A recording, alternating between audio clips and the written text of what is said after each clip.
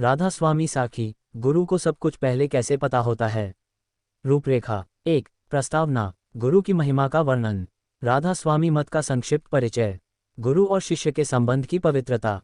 2. साखी की पृष्ठभूमि। एक भक्त का जीवन, मन में उठते संदेह और जिज्ञासाएं। गुरु के प्रति प्रेम लेकिन समझ की कमी। 3. घटना का आरंभ। एक विशेष घटना जिसमें गुरु ने पहले से सब जान लिया। भक्त की चुपचाप की गई योजना। गुरु का अप्रत्याशित उत्तर। 4. गहन संवाद। शिष्य और गुरु के बीच संवाद। गुरु द्वारा अंतर्दृष्टि का रहस्य खोलना। ब्रह्मज्ञान की झलक। 5. गुरु की लीला और अनुभव। अन्य शिष्यों के अनुभव। गुरु की कृपा से जीवन में हुए चमत्कार। समय और स्थान से परे गुरु का दृष्टिकोण। 6. शिष्य का आत्मबोध। संदेह का अंत। समर्पण की पूर्णता। गुरु की चरणों में स्थिरता।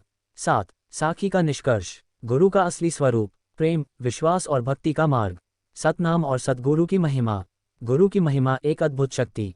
ये सारा संसार एक रहस्य है और इस रहस्य के भीतर भी एक और गहरा रहस्य होता है, गुरु। वह गुरु जो केवल पढ़ाता नहीं बल्कि हमें हमारे आप से मिलाता है। राधा स्वामी मत में गुरु को सबसे ऊंचा स्थान प्राप्त है क्योंकि वही जीव को अज्ञान से उठाकर प्रेम, भक्ति और ब्रह्मज्ञान की ओर ले जाता है। गुरु कोई सामान्य व्यक्ति नहीं होता। वह संसार में चलता तो आम आदमी की तरह है, लेकिन उसकी दृष्टि संसार के पार तक होती है। वह हमारे मन की गहराइयों को भी देख सकता है। जब हम कुछ नहीं कहते तब भी जान लेता है कि क्या कहना चाहते हैं। उसका हर शब्द, हर मुस्कान और हर चुप्पी एक गूढ़ संदेश होती है। शास्त्रों में कहा गया है, गुरु बिनु ज्ञान न उपजै, गुरु बिनु मिटे न मोही, गुरु बिनु लखै न साँच को, गुरु बिनु नाही को। ये साखी भी कुछ ऐसी ही है, एक भक्त, एक गुरु और एक ऐसा अनुभव जो जीवन बदल देता है। एक भक्त की जिज्ञासा। गांव के एक कोने में रहने वाला रामदास एक साधारण किसान था। दिन भर खेतों में मेहनत करता और शाम होते ही सत्संग में चला जाता। उसे राधा स्वामी मत में गहरी श्रद्धा थी और सद्गुरु के चरणों में अटूट विश्वास। मगर मनुष्य मन तो चंचल होता है। एक सवाल अक्सर उसके दिल में उठता, गुरु जी को सब कुछ पहले से कैसे पता चल जाता है? रामदास ने कई बार ऐसे अनुभव किए थे जहां उसने कोई बात मन में ही रखी, पर गुरु महाराज ने बिना पूछे ही उसका उत्तर दे दिया। कभी किसी चिंता की हल्की लहर भी भीतर उठती और अगले ही सत्संग में गुरुजी ऐसा प्रवचन करते जैसे सब कुछ जानते हों। एक दिन उसने ठान लिया, इस रहस्य को समझना है। वह सोचने लगा, मैं कल गुरु महाराज के दर्शन को जाऊंगा, लेकिन इस बार बिना कुछ कहे सिर्फ मन ही मन एक प्रश्न रखूंगा। अगर उन्होंने जान लिया तो मैं जान जाऊंगा कि गुरु केवल शरीर नहीं, कुछ और हैं। उस रात रामदास सो नहीं पाया।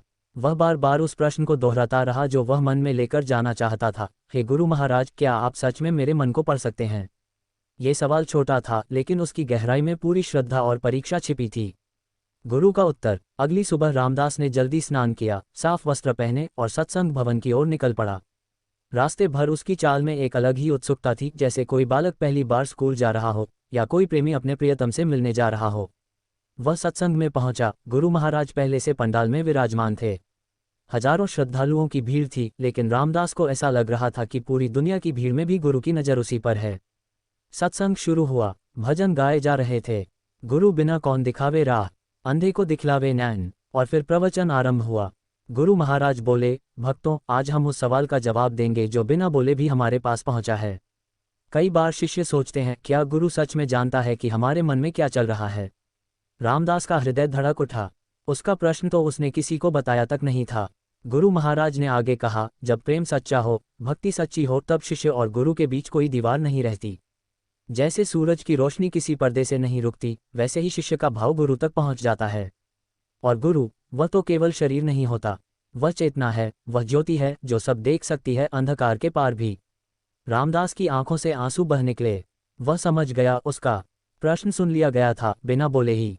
उसकी परीक्षा पूरी हो चुकी थी। उसने सिर झुका दिया और अपने भीतर गूंजती उस आवाज को सुना जो अब शब्दों से परे थी। संवाद और रहस्य। सत्संग के बाद रामदास गुरु महाराज के दर्शन हेतु पंक्ति में खड़ा था। मन शांत था, लेकिन हृदय में एक मधुर हलचल थी, जैसे कोई बच्चा पहली बार माँ से कोई गहरा राज पूछने जा रहा हो। जब उसका नंबर आया, वह गुरु महाराज के चरणों में झुक गया। गुरु ने मुस्कुराकर कहा, तो रामदास, अब भी मन में प्रश्न है क्या?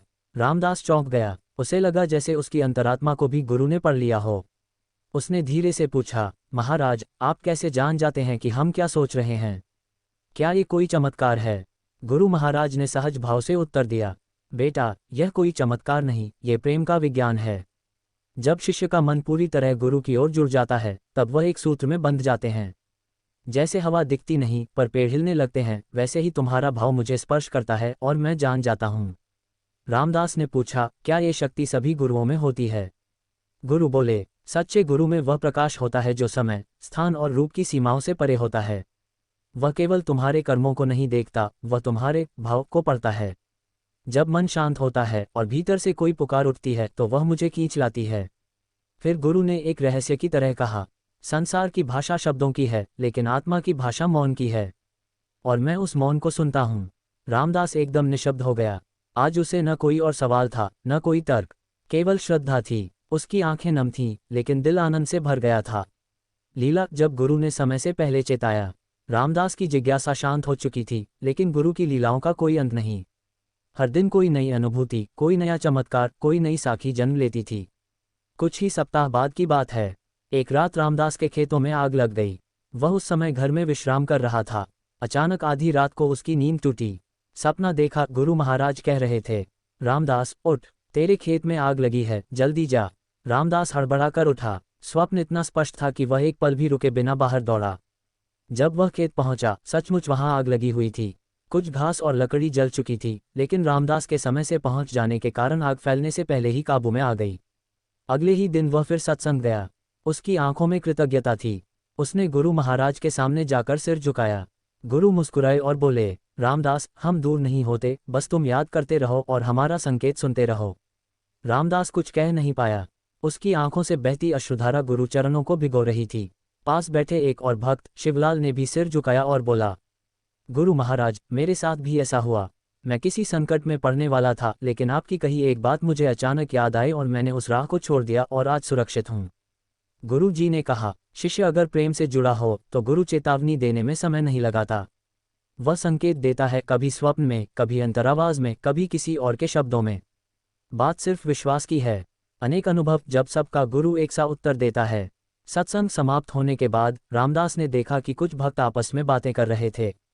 उन्होंने भी वहीं बैठकर सुनना शुरू किया। एक वृद्ध भक्त बोले, भाइयों, मैं दिल्ली से आया हूँ। बीते महीने मैं बहुत बीमार था। डॉक्टरों ने कहा कि अब कोई उम्मीद नहीं है। लेकिन उस रात मैंने सपना देखा कि गुरु महाराज मेरे सिर पर हाथ रख रहे हैं और कह रहे हैं, तू चिंता न कर, सब ठीक होगा। और सच मानो, अगली सुबह मेरी तबीयत संभलने लगी। डॉक्टर भी हैरान थे। वहां बैठी एक महिला ने तुरंत कहा, ठीक ऐसा ही अनुभव मुझे भी हुआ था। मेरी बेटी परीक्षा में फेल हो गई थी। वह बहुत परेशान थी। मैंने गुरुजी से प्रार्थना की और उसी रात मैंने भी वही सपना देखा। गुरुजी कह रहे थे, बेटी, घबराना नहीं। और अगली बार वो पास ही नहीं, टॉप कर गई। इतने सारे अनुभवों को सुनकर रामदास आश्चर्यचकित रह गया। सबकी परिस्थितियां अलग थीं, लेकिन गुरु की भाषा, गुरु की उपस्थिति और उनका उत्तर एक जैसा था। गुरु महाराज ने उसी समय मंच से कहा, सच्चे प्रेम में भेद नहीं होता। शिष्य कोई भी हो, स्थान कोई भी हो, जरूरत कोई भी हो, गुरु एक ही उत्तर देता है, प्रेम, साहस और मार्गदर्शन। हम तुम्हारे साथ हैं, हर पल, हर सांस में। उस सभा में एक मौन उतर गया। हर किसी को ऐसा लगा जैसे गुरु ने उसे ही संबोधित किया हो, जैसे वे शब्द केवल उसके लिए ही थे। ऐसा केवल एक सच्चा गुरु ही कर सकता है, जो हजारों को एक साथ देखकर भी हर किसी के हृदय की बात जानता है और उत्तर देता है। शिष्य का आत्मबोध, जब श्रद्धापूर्ण समर्पण बन जाए।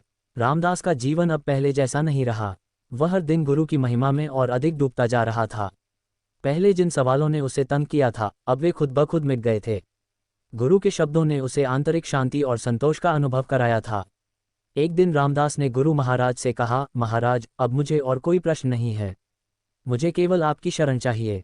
गुरु महाराज ने उसे देखा और धीरे से कहा, जब शिष्य पूरी तरह समर्पण कर देता है, तब वह अपने भीतर का सत्य देखता है।